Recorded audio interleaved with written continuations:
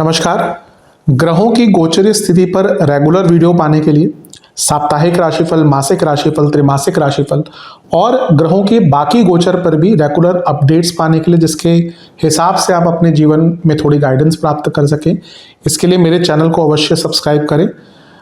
जिन लोगों ने सब्सक्राइब कर रखा है वो ऑल ये जो नोटिफिकेशन सेटिंग होती है इसको क्लिक करें, क्योंकि कभी कभी कुछ लोग बोलते हैं उनको नोटिफिकेशन नहीं मिलती।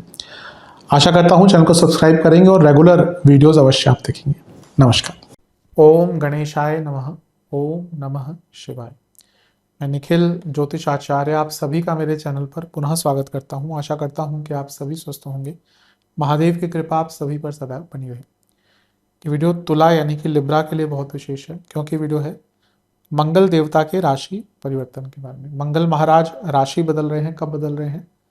11 मई 2026 को आपके 7वें घर में आकर बैठ जाएंगे और 21 जून 2026 तक वो आपके 7वें घर में ही, सप्तम भाव में ही गोचर करेंगे। अपनी खुद की राशि है जिसमें वो गोचर करेंगे तो स्ट्रांग तो होंगे ही।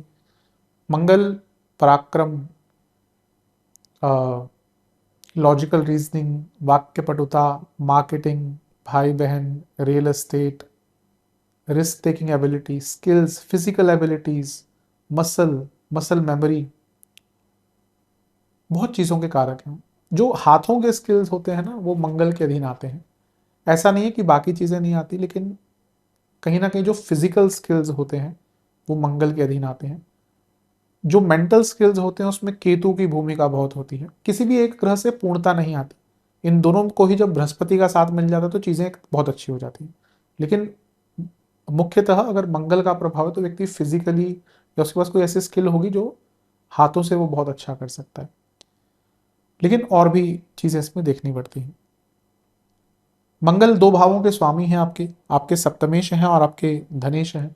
मंगल की 3 दृष्टियां हैं। एक 10वें घर पर रहेगी, एक लग्न पर रहेगी, एक दूसरे घर पर रहेगी।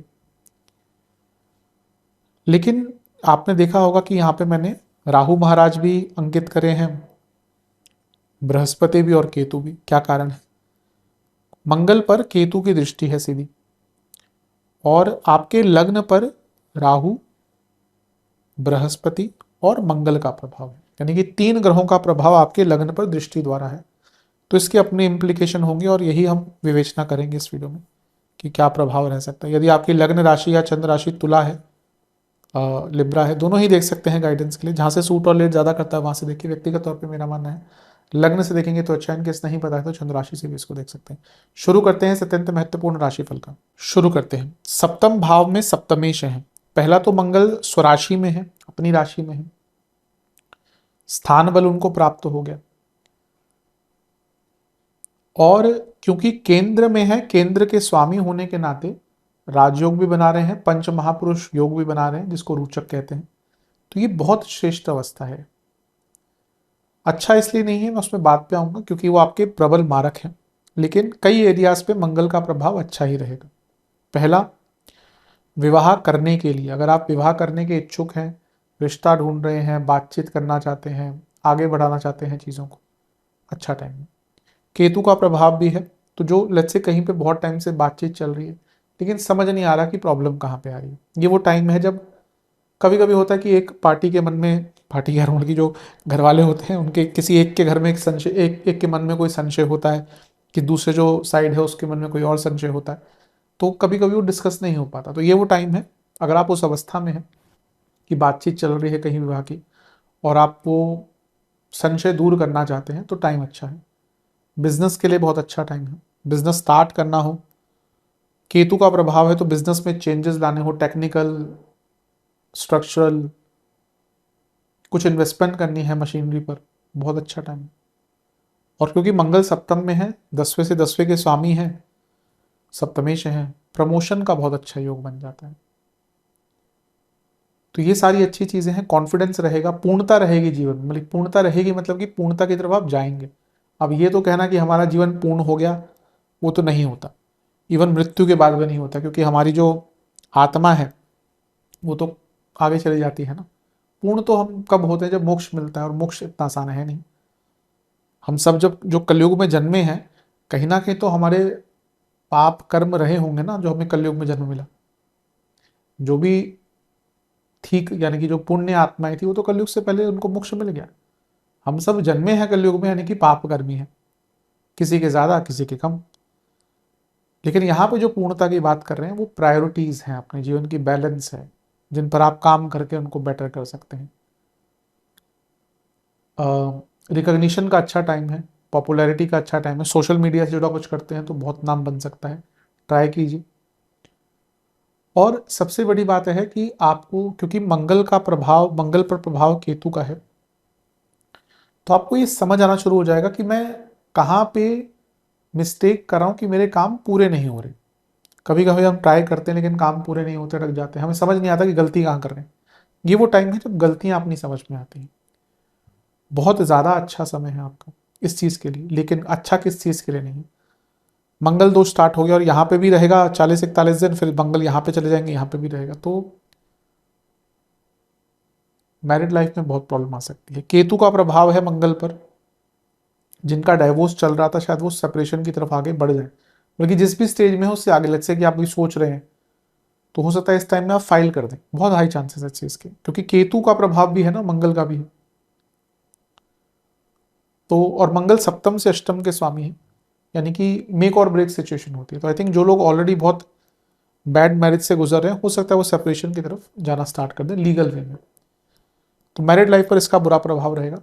सबसे ज़्यादा ध्यान देना है हेल्थ को लेकर, इंजरीज को लेकर। ये मारक भाव है, मंगल प्रबल मारक है आपके लिए, मंगल प्रबल मारक है, और मारकेश मारक भाव में है। और केतु का प्रभाव, injuries, accident, surgeries, sudden injuries, sudden accidents, ध्यान दीजिएगा। जिनको ऑलरेडी कोई हेल्थ इशू चल रहा है, बहुत ध्यान देना है। गुस्सा बहुत आ सकता है, सोशल लाइफ खराब हो सकती है, दोस्तों से झगड़े, बल्कि जब आप घर से बाहर हो वो जो लाइफ होती है उसमें झगड़े हो सकते हैं लोगों से, कुछ झूठे आरोप भी लग सकते हैं। थोड़ा सा अटेंटिव रहिएगा इन एरियाज में। केतु का प्रभाव मंगल पर है, अगर दशांतशा बहुत खराब नहीं है तो ना ये टाइम रिकंसिलिएशन का हो सकता है, जिनकी मैरिड लाइफ में थोड़ी प्रॉब्लम आ रही है, बल्कि जिनमें बहुत दिक्कत नहीं है, लेकिन फिर भी जो मैंने सेपरेशन वाली बात करी वो उनके लिए जो सब कुछ ट्राई कर चुके हैं। पर कभी कभी क्या होता है ना, चलो लड़ाई झगड़े हो रहे हैं लेकिन एक थोड़ी सी गुंजाइश बढ़ जाती है, दोनों पार्टीज को लगता है कि चलो कोई ना कोई एक तो थोड़ा सा पहल करेगा तो हम बात करते हैं आगे। तो अगर उस अवस्था में जहाँ पे अभी भी बहुत कुछ खराब नहीं है लेकिन थोड़ा बहुत प्रॉब्लम है, कोई दूसरे को समझने का प्रयास करेंगे इस टाइम पे। मैरिड लाइफ कुछ नहीं है, और एक समझ है, एक कॉम्प्रोमाइज है। आप देखिए तो वैवाहिक जीवन किस चीज पे चलता है, इनिशियली में भी अट्रैक्शन, जब शादी होती है फिजिकल इंटीमेसी, पर क्या ये दोनों चीजें रह सकती है जीवन पर्यंत? नहीं रह सकते। Marriages that last and they do well, मेरे हिसाब से जितना मैंने, क्योंकि ज्योतिष में I think सबसे ज्यादा जो कुंडलियां मैं देखता हूँ वो मे बी करियर के बाद अगर जो सबसे ज्यादा टॉपिक रहता है वो यही होता है, मैरिज और लव लाइफ। सबसे इंपॉर्टेंट तो ज्यादातर करियर के ही प्रश्न आते हैं, फिर उसके बाद यही होता है। ये मेरा ऑब्जर्वेशन है जो मैंने अपने इतने ज्योतिषीय अनुभव से सीखा है, लोगों से बात करके सीखा है, क्योंकि बहुत लोगों से बात करने का मौका मिला। आई थिंक एक सक्सेसफुल मैरिज के लिए respect, mutual respect, not one sided, mutual respect and emotional compatibility, ये बहुत इंपॉर्टेंट होती है। बाकी सारी चीज़ें कहीं ना कहीं लिमिटेड हैं, पर ये दोनों चीज़ें अगर होती है ना तो बहुत अच्छा हो सकता। तो आई थिंक इन चीज़ों पर अगर काम करना है तो मैरिड लाइफ को और बेटर करने का मौका मिल सकता है। ये मैं उनके लिए कह रहा हूँ जहाँ पे अभी भी गुंजाइश है ठीक होने की। मंगल का प्रभाव 10वें घर पर है, धनेश है, सप्तमेश है, प्रमोशन के कारक बनते हैं। हाँ, क्योंकि ये नीच की राशि है उनकी, हो सकता है अगर आपकी प्रमोशन हो या इंक्रीमेंट हो, मन चाहा नहीं होगा, जितना आप सोच रहे हैं शायद वैसा ना हो। लग्न पर मंगल का प्रभाव, राहु का प्रभाव, बृहस्पति का प्रभाव। बृहस्पति दो उपचय भावों के स्वामी है, राहु का प्रभाव, मंगल का प्रभाव। अचानक से रफ्तार बढ़ेगी जीवन की, धन आएगा, धन कमाने के मौके आएंगे, लेकिन बृहस्पति का छठे भाव का स्वामित्व फिर से इंजरीज की ओर इशारा कर रहा है। तो इंजरीज को लेकर तुला वाले जातकों को बहुत केयरफुल रहना है। हो सकता है कि जब मंगल का पिछला गोचर हुआ था आई थिंक अप्रैल के स्टार्ट में हुआ था।